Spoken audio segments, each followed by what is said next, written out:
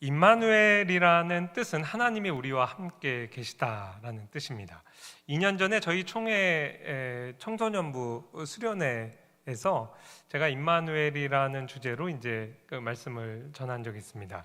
그때 이 성경책 창세기부터 계시록까지 그 임마누엘이라는 그 개념이 얼마나 많이 나오고 또 어떤 맥락에서 쓰였는지를 한번 찾아본 적이 있어요. 제가 만든 도표인데요. 임마누엘로 성경을 검색하면 이사야 7장과 8장과 오늘 읽은 본문 마태복음 1장 3번 등장합니다. 근데 이제 임마누엘의 뜻이 하나님이 우리와 함께 하신다, 하나님이 너희와 함께 하신다, 하나님이 나와 함께 하신다, 하나님이 너와 함께 하신다, 이러한 이제 뜻으로 그 개념을 찾아보면 상당히 많이 나옵니다. 창세기부터 이제 계시록에까지 넓게 분포되어 있고요. 특히 저는 이제 또 신학을 가르치는 또 교사로서 임마누엘의 이제 신학적 의미를 더해서 찾아보면 한 대략 239구절 정도가 나와요. 제가 2번을 정독하면서 이제 찾으면서 아무래도 이렇게 이제 또 빠져나가는 게 있을 수 있으니까 저희 어머니께 좀 부탁을 드렸어요. 어머니가 한 평균 제가 이렇게 여쭤보니까 2주에 한 번씩 성경을 일독하시더라고요. 그러니까 1년이면 한 2-30독을 하셔요. 그래서 이제 어머니는 어디서부터 출발하고 저는 어디서부터 출발해서 같이 어머니랑 만든 작품입니다. 그러니까 정확하진 않을 거예요. 그래도 대략 창세기부터 계시록까지 한 239구절 정도의 이제 임마누엘의 그 개념이 등장을 하는데, 그거의 엑기스, 핵심적인 어떤 교훈이 무엇일까를 오늘 여러분과 좀 나누려고 해요. 근데 이제 오늘 본문이 2구절이었죠. 마태복음의 시작이 예수 그리스도의 이름을 소개합니다. 그 이름은 임마누엘이라 하리라. 그러니까 예수 그리스도의 이름이 임마누엘이에요. 하나님이 우리와 함께 하신다. 근데 예수 그리스도께서 지상 사역을 마치시고 대위임령을 주시죠. 대위임령의 마지막 마태복음 28장 20절이 임마누엘의 메시지를 전달하면서 끝나요. 볼지어다 내가 세상 끝날까지 너희와 함께하는 분이 누구죠? 예수 그리스도, 하나님이시죠. 하나님이 우리와 함께 하십니다. 그래서 마태복음 전체를 이제 시작을 하면서 처음과 끝이 임마누엘이라는 것을 말씀드리고, 그만큼 이 마태복음을 관통하는 중요한 주제겠죠. 뿐만 아니라 창세기부터 계시록을 관통해서 흐르는 굉장히 핵심적인 주제입니다. 3가지 포인트만 여러분과 좀 나누려고 하는데요. 첫 번째는 임마누엘이 우리 예수 그리스도의 이름일 뿐만 아니라 우리 교회의 이름이기도 하다는 거예요.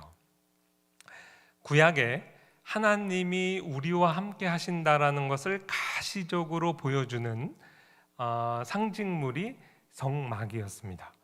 내가 내 성막을 너희 중에 세우리니 내 마음이 너희를 싫어하지 아니할 것이니 이는 너희 중에 행하여 너희의 하나님이 되고 너희는 내 백성 될 것이라. 새 언약의 4가지 원리를 공부하면서 우리가 연합의 원리를 공부했습니다. 그때 등장하는 핵심적인 구절이에요. 하나님이 우리와 함께 하신다는 것을 신학적으로는 하나님이 우리의 하나님이 되시고 우리는 하나님의 백성이 된다는 그 연합의 의미하고 아주 밀접하게 이제 관련이 있습니다. 요한복음 1장 14절에 보면 말씀이 육신이 되어 우리 가운데 거하심에 누가 거하시죠? 하나님이신 성자 하나님께서 예수 그리스도 참 사람이 되셔서 우리 가운데 거하셨죠. 우리가 그 영광을 보니 아버지의 독생자의 영광이요 은혜와 진리가 충만하더라. 제가 저에게 설교학을 가르치신 선생님께는 좀 야단맞을 일을 좀 하겠습니다. 설교 시간에 웬만하면은 뭐 히브리어나 헬라어 원어를 사용하지 말아라. 이게 이제 거의 학교에서 늘 가르치는 내용이에요.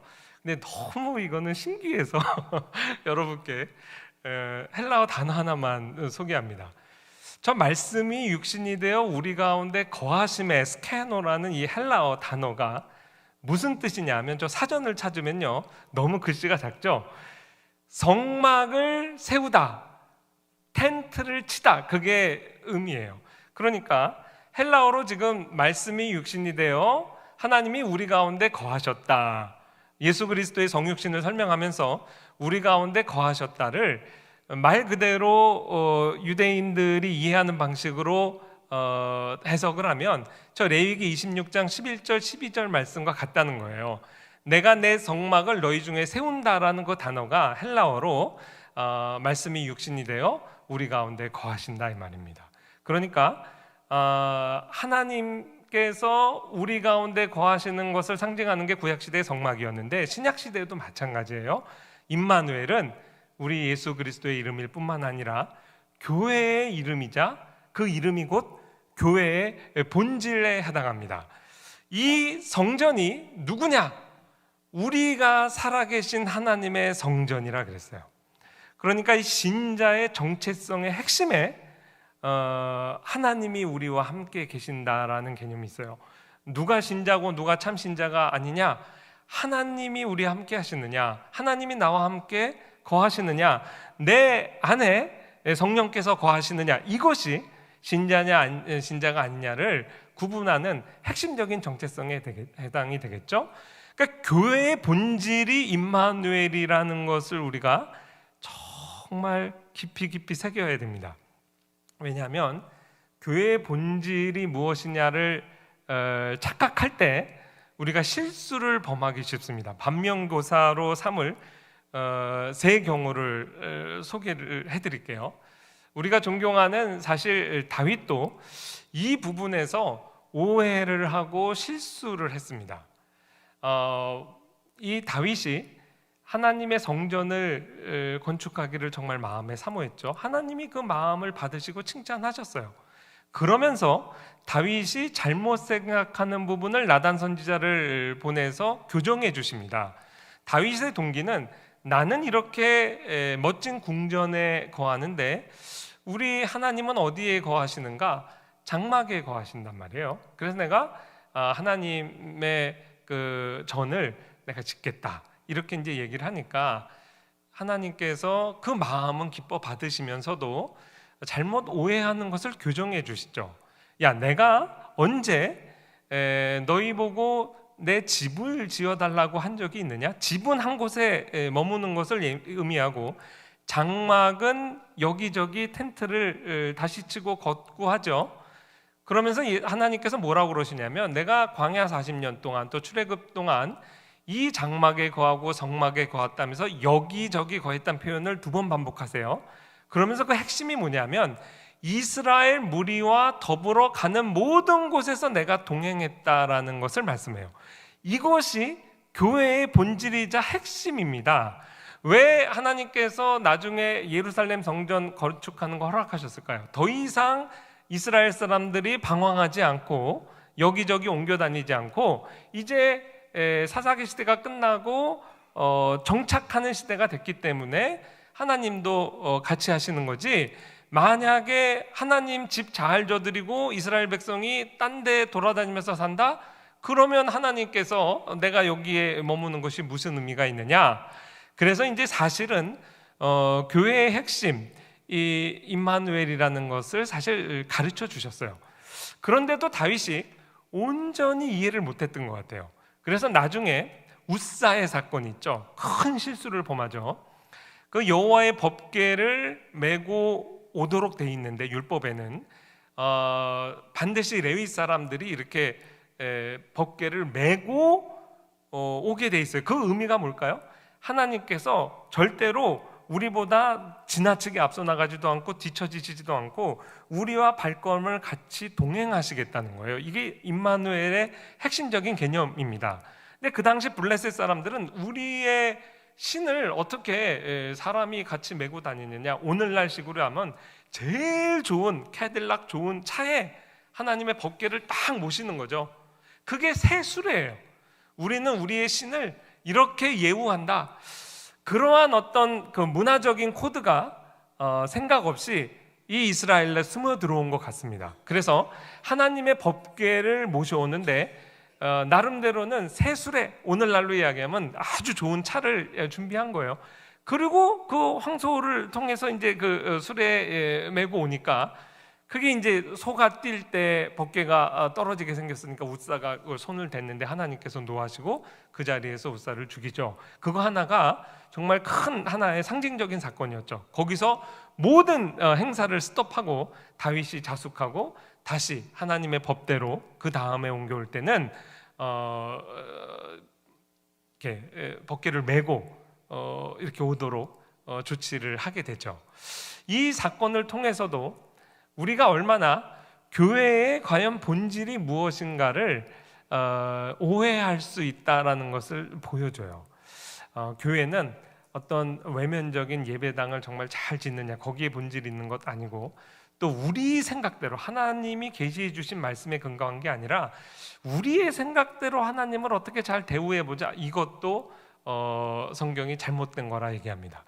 세 번째 큰 실수, 어떻게 보면 오해에 대해서 또 하나님께서 교정해 주신 사건이 학개서에 기록되어 있습니다. 이 배경은 이렇습니다. BC 586년에 유다가 멸망했어요. 바벨론 제국이 와서 솔로몬이 지어놓은 그 화려한 성전을 파괴합니다. 그 포로로 다 끌고 갔죠.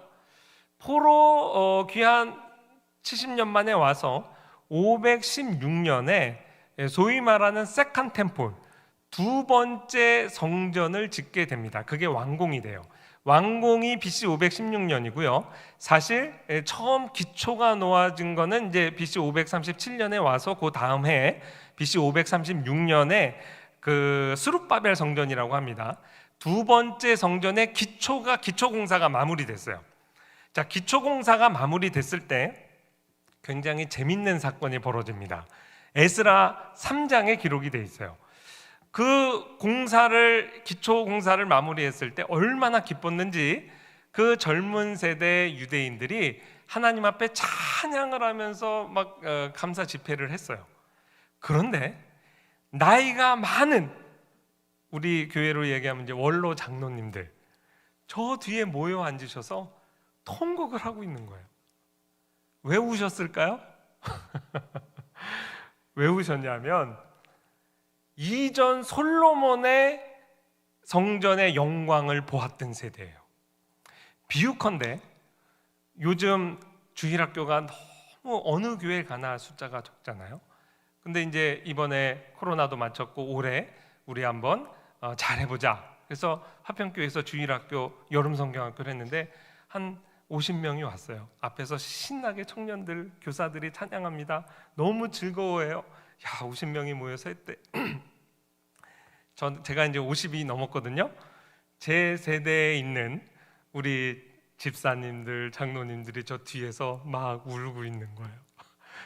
그 눈물의 의미를 우리 세대는 압니다.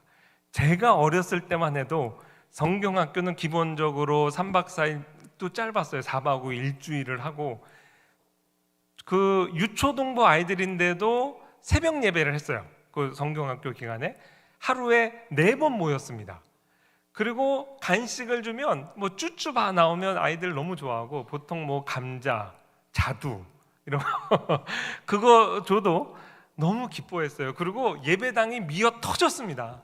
저희 아버지도 개척하시고 제가 2주인가 3주 만에 주일학교가 40-50명 됐던 기억이 나요. 길거리 전도 나갔다 오면 10명씩 금방금방 불었어요.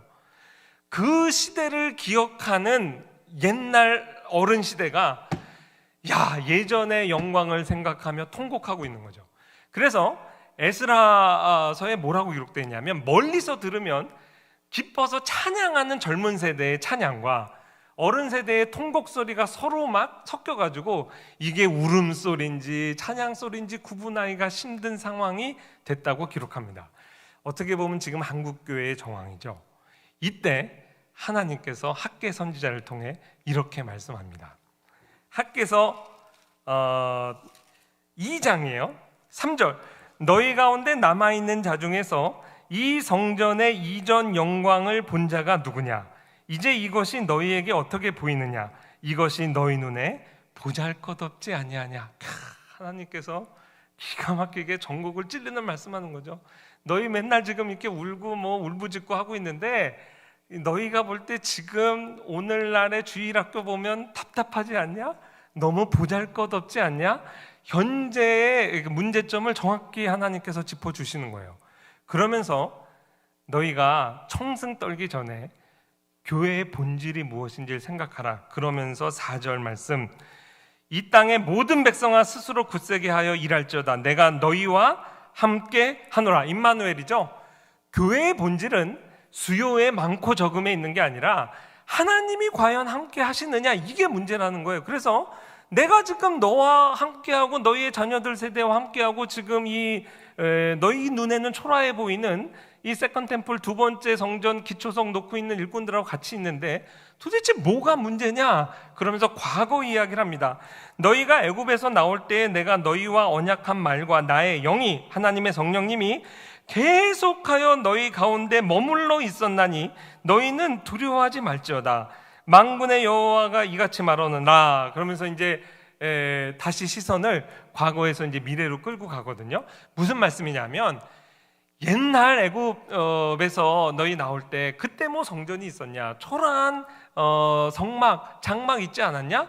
그런데 겉모습, 예배당은 겉모습의 문제가 아니라 과연 하나님이, 성령님이 내가 너희와 함께 있느냐 없느냐, 이게 본질이지. 그 본질에 있어서는 과거도 내가 있었고 지금도 너희와 함께 있는데 뭐가 문제냐? 이게 하나님께서 도전해 주신 내용이에요. 그리고 우리 하나님께서 지금 현재와 과거에 우리가 연연해서 사는 거 원하지 않으세요. 뭐라고 말씀하시냐면, 시선을 미래로 이끌고 가죠. 만군의 여호와가 이같이 말하노라. 조금 있으면, 이건 이제 미래를 얘기하는 거예요. 내가 하늘과 땅과 바다와 육지를 진동시킬 것이요 또한 모든 나라를 진동시킬 것이며 모든 나라의 보배가 이르리니 내가 이 성전의 영광이 충만하게 하리라. 이 성전이 상징하는, 가리키는 메시아가 오게 될 것이다. 모든 나라가 사모하는 보배, 메시아로 우리의 시선을 끌고 갑니다. 그러면서 9절 말씀, 이 성전의 나중 영광이 이전 영광보다 크리라. 우리 하나님은 과거에 연연하시는 분이 아니에요. 그리고 미래를 긍정적으로 보세요. 이 성전의 나중 영광이 지금 영광보다 크리라. 그거 왜 그럴까요? 앞으로 성전의 온전한 성취가 되시는 예수 그리스도의 초림을 바라보는 거죠. 그 하루 자고 일어나면 우리는 그 예수 그리스도의 초림에 한 발짝 더 가까이 가게 됩니다. 그래서 항상 교회는 오늘의 영광보다 내일의 영광이 큽니다. 그러니까 우리 부모 세대가 아무리 화려한, 자기 생각에는 화려한 과거를 갖고 있어도 하나님이 보실 때 우리의 자녀들이 부모 세대에 누리는 영광보다 항상 큰 영광을 누려요. 이거는 지금 유대인들, 초림을 기다리는 유대인들에게만 하신 말씀이 아니에요. 우리도 마찬가지예요. 우리는 예수 그리스도의 재림을 기다립니다. 오늘 하루 자고 일어나면 내일의 영광이 오늘의 영광보다 큽니다. 왜 그럴까요? 예수 그리스도의 재림을 바라보면서 우리가 한 발 더 나가기 때문에 그래요. 그러니 제발 우리를 향해서 하나님이 하시는 말씀이죠. 본인 생각에 나는 올드 제너레이션, 난 좀 옛날 세대다 하시는 분들은 제발 청승 떨지 말아라. 그리고 우리 자녀 세대에게 희망적인 얘기를 해라. 우리 부모 세대가 누렸던 영광보다 너희는 훨씬 큰 영광을 누릴 거야. 우리 부모 세대와 함께했던 하나님이 너희를 떠나지 않으실 거야. 너희와 함께 하시는 한 뭐 겉모양, 사람 수가 얼마나 모이느냐, 이거는 비본질적인 얘기야. 그리고 부모 세대보다 우리도 일평생 예수님 다시 오길 기다리며 살았지만 너희 세대에 혹시 오실지 몰라. 그래서 긍정적으로 우리 자녀 세대에게 그렇게 얘기해 주라는 거예요. 그게 임마누엘의 본질을, 교회의 본질이라는 것을 우리가 깨달을 때 바로 적용할 수 있는 포인트입니다.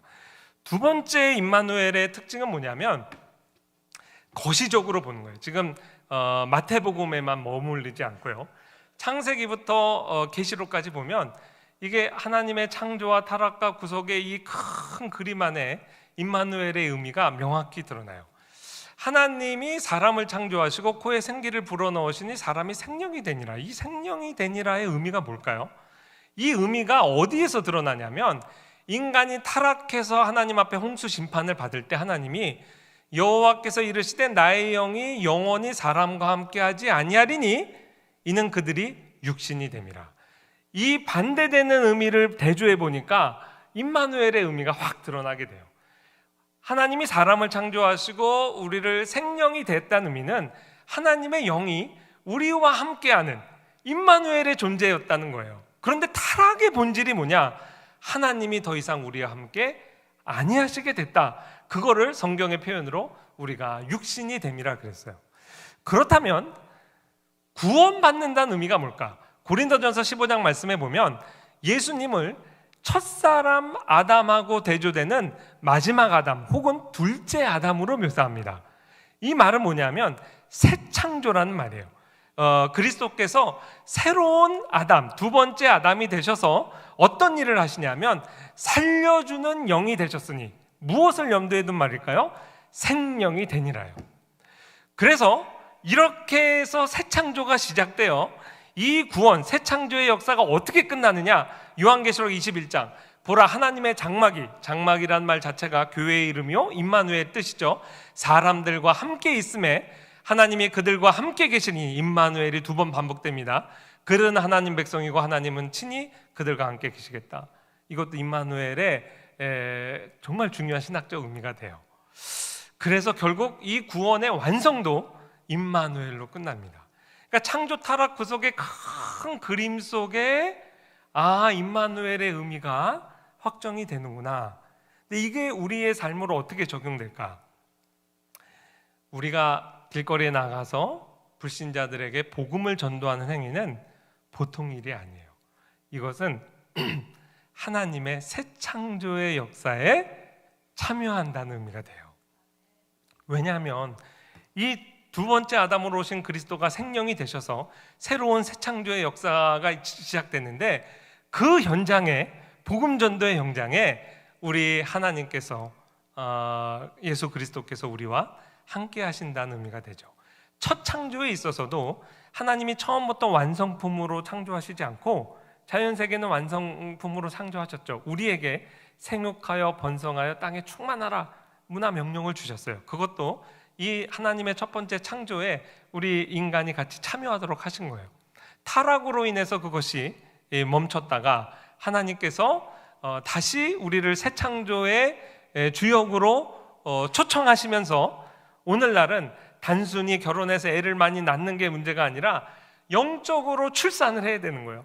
이 하나님의 복음의 말씀으로 많은 영혼들을 하나님 앞으로 인도할 때 그것이 새 창조에 우리가 참여하는 역사가 됩니다. 그래서 구약 시대에는 임마누엘과 더불어서 자주 나오는 표현이 두려워 말라거든요. 어느 맥락에서 하나님이 두려워 말라 그랬을까? 보통은 약속의 땅은 정복 전쟁을 앞두고 하나님께서 임마누엘의 하나님으로 계시하면서 두려워 말라 많이 그랬어요. 그런데요, 신약 시대에 하나님이 언제 임마누엘의 하나님으로 신자들에게 자기를 계시하며 두려워 말라는 메시지를 주셨는가?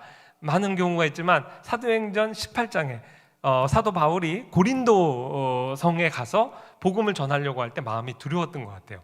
그때 환상 가운데 하나님께서 나타나셔서 두려워하지 말고 침묵하지 말고 말하라. 내가 너와 함께 있음에 임마누엘의 하나님으로 당신을 계시하시면서 침묵하지 말고 말하라 그랬어요.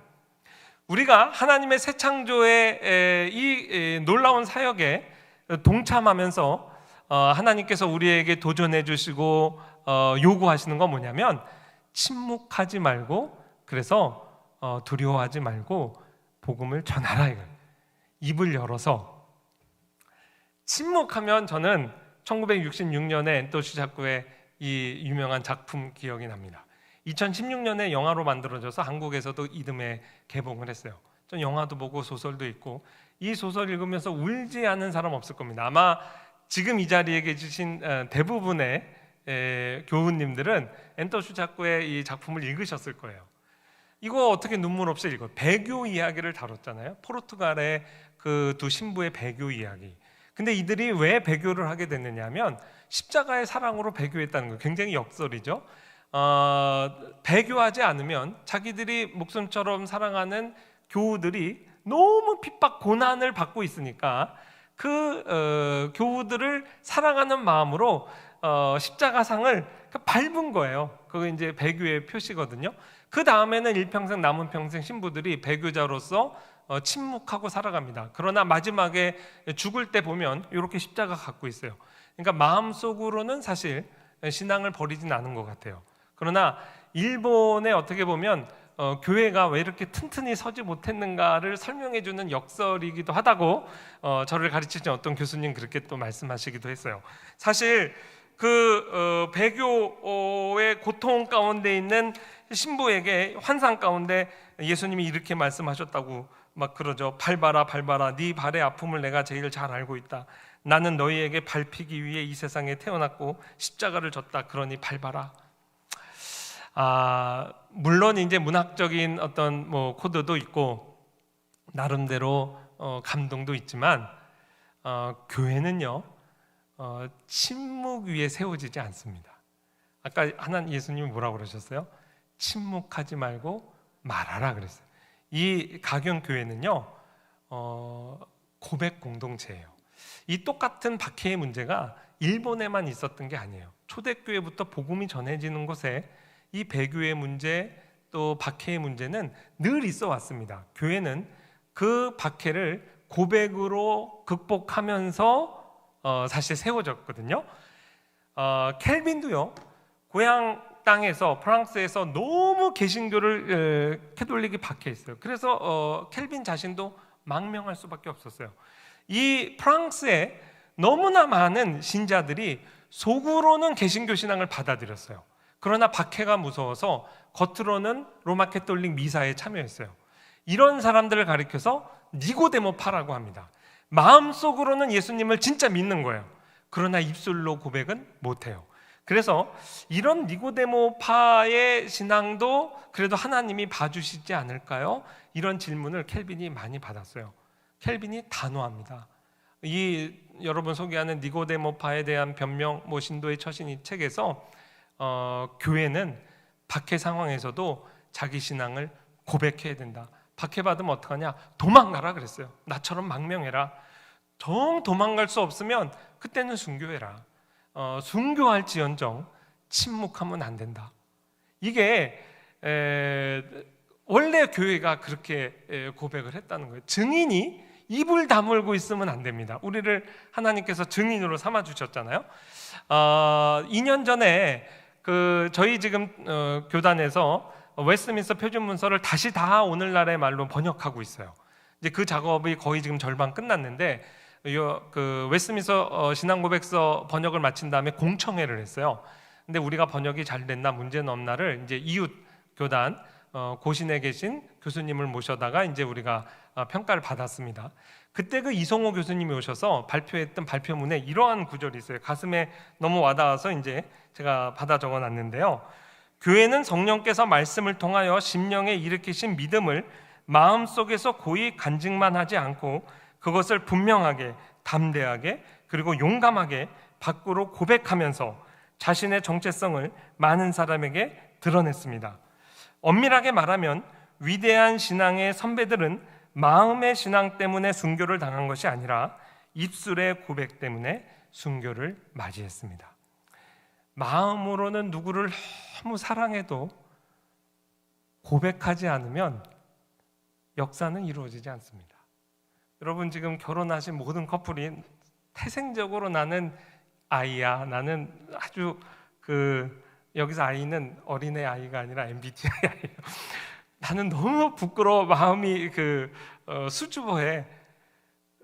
괜찮아요. 그런데 인생에 한 번은 용기를 내셔야 됩니다. 배우자를 얻을 때는 용기를 내셔야 돼요. 나는 당신을 사랑합니다. 당신 없이는 못 살아요. 이 말이 없이 어떻게 가정이 이루어지고 생육하고 번성하는 복을 누리겠어요. 그러니까 가정도요 마음의 사랑으로만 머물러 있을 때는 역사가 안 일어나요. 이거를 사랑은 고백하게 돼 있습니다. 우리가 증인의 소명으로 새 창조의 주역으로 참여하는 유일한 어떻게 보면 미덕이랄까요? 하나님이 요구하시는 조건이 있다면 입을 여셔야 돼요. 근데 좀 용기가 필요합니다. 그래 하나님께서 복음 전도 현장에 내가 너희와 함께 하겠다. 그거 되게 기뻐하세요. 그리고 용기를 내서 입을 열잖아요. 그럼 역사가 일어납니다. 야, 이게 내 말재주로 전도하는 게 아니구나. 하나님의 성령이 지금 함께 하셔서 이 사람의 영혼을 거듭나게 하시는구나. 그거를 우리가 전도 현장에서 발견하게 됩니다. 체험하게 돼요.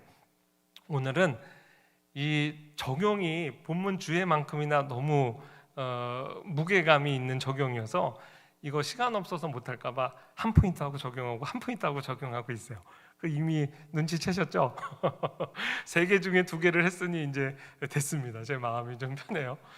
세 번째 적용 가기 전에 임마누엘의 뜻이에요. 하나님이 우리와 함께 하신다는 그 의미가 아주 명확하게 하나님께서 기쁨과 사랑 얘기했어요. 오늘 오전에 선포된 말씀도 하나님의 사랑이죠. 같은 메시지를 하나님이 주신다고 생각해요. 내가 내 성막을 너희 중에 세우리니, 여러분 교회가 세워지고 그 교회로 여러분을 하나님이 초청하실 때 이게 분명한 동기가 있어요. 하나님이 왜 초청하셨냐면 나도 너희가 사실은 얄미워. 근데 어쩔 수 없이 구원하는 그게 아니에요. 내 마음이 너희를 싫어하지 않고 나는 너희 하나님, 너희는 연인의 대화잖아요. 너무 사랑하는 사이는 당신은 내 거, 나는 당신 거 이런 얘기하는 거 똑같은 거예요. 나는 너희의 하나님, 너희는 내 백성. 그게 하나님이 우리와 함께 하시는 동기가 됩니다. 스바냐 3장 17절 말씀 보면 너희 하나님 여호와가 너희 가운데 계시니 임마누엘이죠. 그는 구원을 베푸실 전능자시라. 임마누엘의 구원의 함의가 있죠. 그가 너로 말미암아 기쁨을 이기지 못하시며 너를 잠잠히 사랑하시며 너로 말미암아 즐거이 부르며 기뻐하시리라. 기뻐하신단 말 계속 반복하죠. 사랑하는 사람이 함께 시간을 보내는 것, 머무르는 것, 그거는 의무가 아닙니다. 그것이 특권이죠. 그렇죠? 하나님께서 그렇게 우리를 잠잠히 사랑하시고 기뻐하신단 말이에요. 이 기쁨이 어느 정도의 기쁨이냐? 우리가 새 언약 공부를 하면서 그리스도의 기쁨, 시편 16편 말씀 묵상하면서 우리의 십자가의 고통까지도 우리를 위해서 감수하시는 기쁨이다. 이거를 이제 우리가 배웠습니다. 아우슈비츠 요즘에 가면 거기에 이제 아우슈비츠 자체가 관광지잖아요. 그 안에 한 중요한 포인트가 있어요. 막시밀리안 꼴베 신부를 기리는 그 장소가 하나 있거든요. 이 꼴베 신부가 어떻게 해서 유명해졌냐면 아우슈비츠 안에서 탈영병이 하나 있으면 일벌백계 한다고 한 명이 탈영을 시도하면 10명을 아하사 벙커라는 스타베이션 벙커라는 데 보내서 죽였어요. 스타베이션 벙커라는 건 그냥 간단해요. 그냥 그 감옥에다 집어넣고 물과 음식물 전혀 안 주는 거예요. 가뜩이나 영양실조 걸려있는 사람들이 많은데 보통은 보름을 못 넘기고 다 죽는다고 그럽니다. 미쳐서 막 거품을 물면서 죽는데요. 그런데 이제 누가 탈출을 시도했다고 너 해서 10명을 그냥 무작위로 딱 짚었는데 가야프니체크라는 저 폴란드 군인이었어요. 중사. 지금 나이든 95년에 돌아가셨는데 젊었을 때 거기에 있었는데 이제 딱 걸린 거예요. 그러니까 불쌍한 내 아내, 내 자녀들 이러면서 울면서 주저앉았어요. 그걸 옆에 있던 사람이 꼴배 신부가 그걸 물끄러미 바라보다가 대열을 이탈해서 앞으로 나갑니다. 그래서 넌 뭐야? 그랬더니 저는 I'm priest, 내가 사제입니다. 제사장의 역할을 잘했다고 봐요. 나 대신 저 사람 대신에 나를 거기 넣어주세요. 그랬다고요. 그래가지고 이 감동이죠. 갑자기 정막이 흘렀다가 나쁜 사람 나치가 허락을 했어요. 그때 가야피니체크가 그래서 실제 살았어요. 단지 눈빛으로만 그에게 감사를 표할 수 있었습니다. 이 장엄한 현실에 나는 할 말을 잃었습니다. 사형을 언도받은 저는 살아나고 누군가가 기꺼이 그 자리를 장원해서 대신한다. 그것도 나와 아무 관계가 없는 제3자가 나는 꿈을 꾸는 것 아닐까. 난 말 그대로 구원을 받은 것입니다. 그래서 이 사람이 나와서 이 꼴배 신부 이야기를 막 하면서 이제 꼴배 신부가 사실 유명해졌죠. 근데 이제 이야기는 여기서 끝나지 않아요. 이 꼴배 신부가 로마 캐톨릭 신부인데도 그래도 존경할 만하잖아요. 이 한 사람만 살린 게 아니더라고요. 그 아우슈비츠에 가면 실제 지금 사진이에요. 거기 이렇게 꼴배 신부가 나머지 9사람하고 머물렀던 그 방이 이렇게 이제 지금 남아 있어요. 나머지 9사람이 어떻게 죽어갔느냐 하면, 보통 사람들은 나중에 막 미쳐서 죽는다 그랬잖아요. 나중에 전범 재판할 때 그 브루너라는 사람이 간수 역할을 했던 브루너라는 사람이 증언을 했는데, 굉장히 특이한 케이스가 들어왔다. 이 그룹은 정말 끝까지 이렇게 미치는 사람도 없었고 너무나 평온하게 죽음을 맞이해 갔다. 자기가 거기 내려가서 볼 때마다 마치 늘 기도하고 찬양하고 있고 예배당에 온 것 같았다. 그리고 마지막까지 이 꼴배 신부가 죽지 않았어요. 그래서 이제 다음 팀이 또 들어와야 돼서 한 3명 정도가 살아 있었는데, 마지막에 이제 독극물 주사를 맞고 이제 죽었다고 합니다. 그러니까 인간이잖아요. 사람 한 사람이 우리와 함께 하는 것만으로도 이런 큰 변화를 우리가 경험할 수가 있어요. 아우슈비츠 이야기가 나왔으니까 하나 케이스를 더 말씀드리면, 엘리 위셀이라는 분 혹시 여러분 아실 거예요. 이분이 그 나이트라는 사실 그 소설이 아니고 이제 자기 아우슈비츠의 생활을 책으로 쓴 겁니다. 노벨 평화상을 받았죠. 제가 미국에 있을 때도 아주 나이가 많으셨는데 이분이 강연을 그때까지도 하고 다녔어요. 저 나이트라는 작품을 보면 늘 그 뒷표지에 이렇게 3명이 교수형 당하는 모습이 있어요.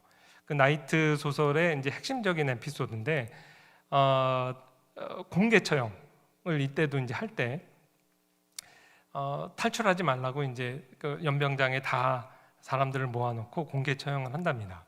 근데 이 교수형의 원리가 뭐냐면 자기 몸무게에 자기가 질식하는 거거든요.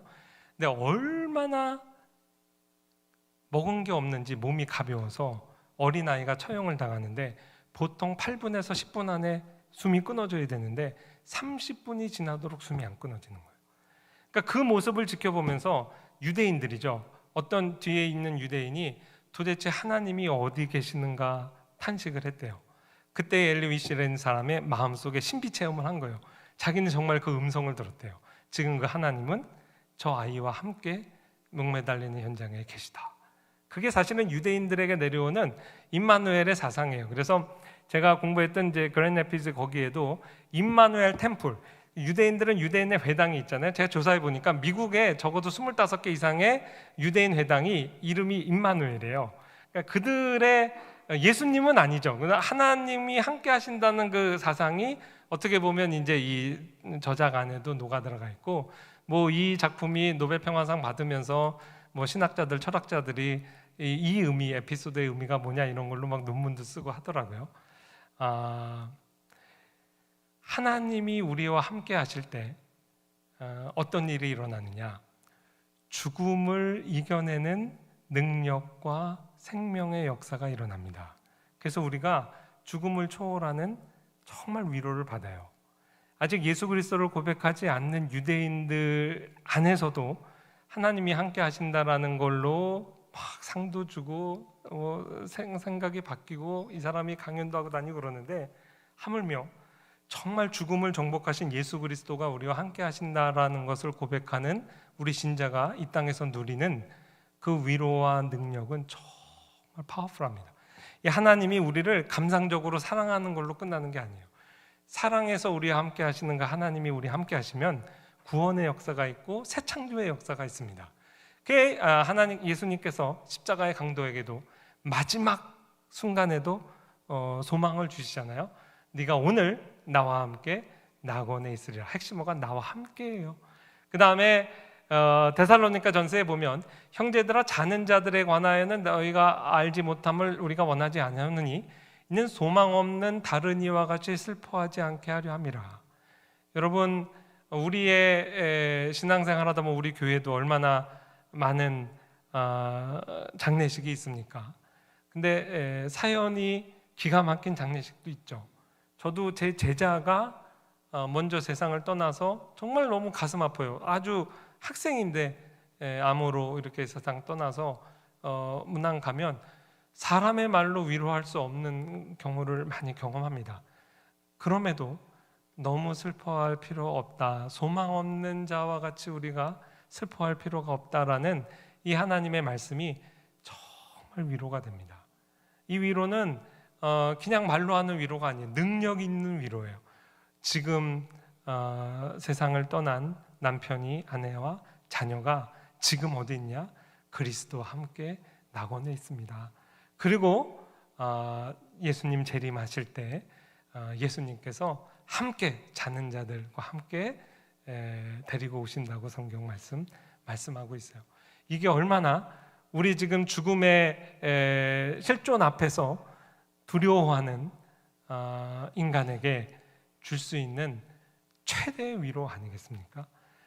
그분이, 우리를 살리시는 분이 우리를 지극히 사랑하시고 우리를 지극히 기뻐하신다. 이게 죽음을 이기는 신자의 유일한 위로예요.